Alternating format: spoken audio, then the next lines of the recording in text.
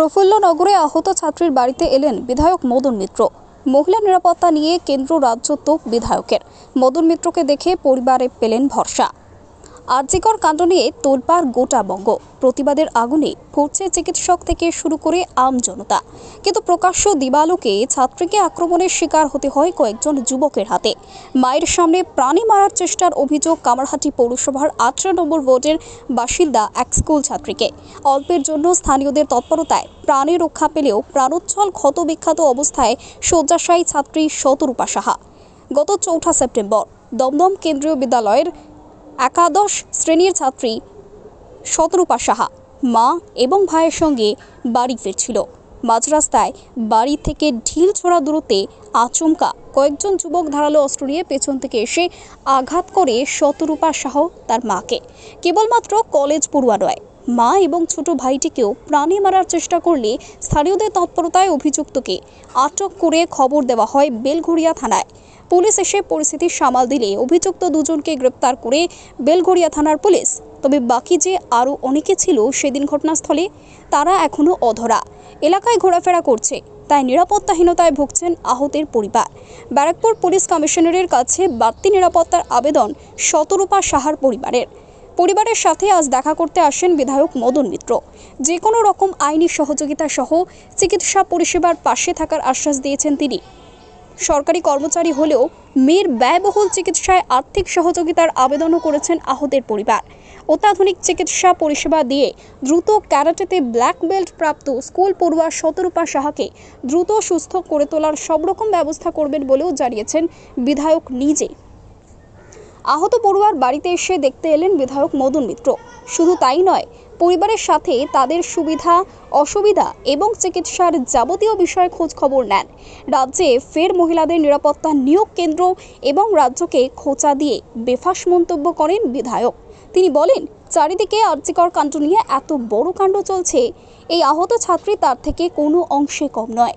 এই মেয়েটি শুধুমাত্র একটি মধ্যবিত্ত পরিবারের একটি ছোট্ট মেয়ে, ডাক্তার নয়। রাজ্যের কিংবা কেন্দ্রের শিশু সুরক্ষা কমিশন থেকে শুরু করে কেউ এখনও কেন কোনো যোগাযোগ করেনি, এটা বড় আশ্চর্যের। দিল্লির কমিটি রয়েছে, তারা তো আসতে পারত। ক্রিমিনাল মানসিকতার ছেলে ছাড়া এ ধরনের কাজ করতে পারে না। এ বিষয়টি যাতে উচ্চতর পর্যায়ে পৌঁছয়, আমি তার সব রকম ব্যবস্থা করব। বিধায়ক মদন মিত্রকে পাশে পেয়ে ভরসা পেলেন বলে জানান পরিবার। দেখুন, কথা বলে তো সমস্যাটা আরও ভালোভাবে জানা বা বোঝার চেষ্টা করা, কিন্তু তাতে তো কোনো বিচার হয় না। ক্ষতি যার পরিবারের হয় সেই বোঝে ক্ষতের কত জ্বালা। মেয়েটিকে যেভাবে কুপিয়েছে, মাথায় কুপিয়েছে, একটা 16 বছরের মেয়ে, ক্লাস 11-এ পড়ে, মাথায় কুপিয়েছে, পিঠে কুপিয়েছে এবং হাত দুটো এমনভাবে কুপিয়েছে যে হাতের আঙুল বাদ গেছে।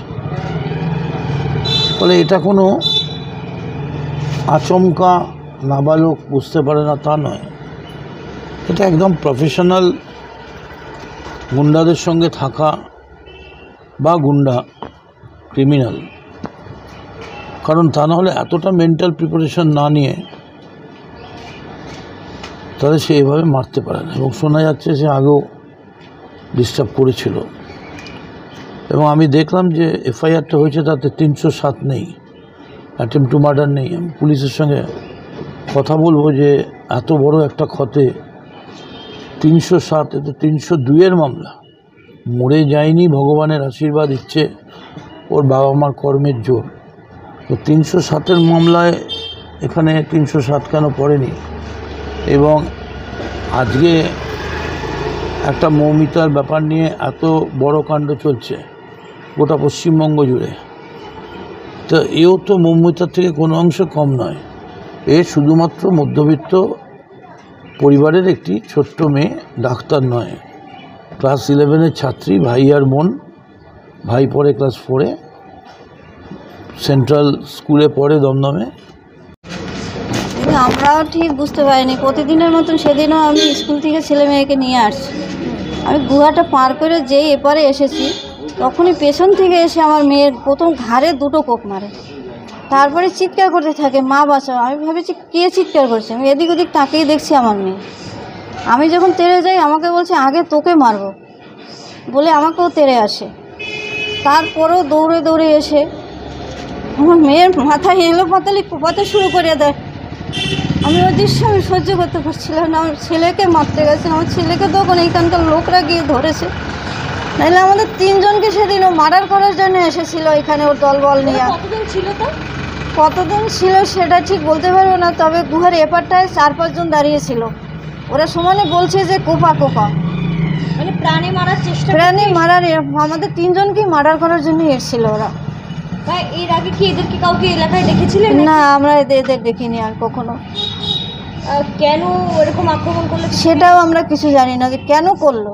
তারা কি কিছু বলছিল নাকি শুধু মারার কথাই বলছিল? শুধু মারার কথাই বলছিল, বলছে আজকে তিনজনকেই শেষ করে দেবো তোদের। তারপরে এলাকার লোকজন এলাকার লোকরা, আমি যখন চিৎকার করছি যে আমার মেয়েকে বাঁচাও মেয়েকে বাঁচাও, তখন আশপাশ লোকরা দৌড়ে গিয়ে আমাদের তিনজনকে বাঁচায়, নাহলে আমরা কেউই বাঁচতাম না সেদিন। এর যেন চরম শাস্তি হয়, ফাঁসির থেকেও যেন বেশি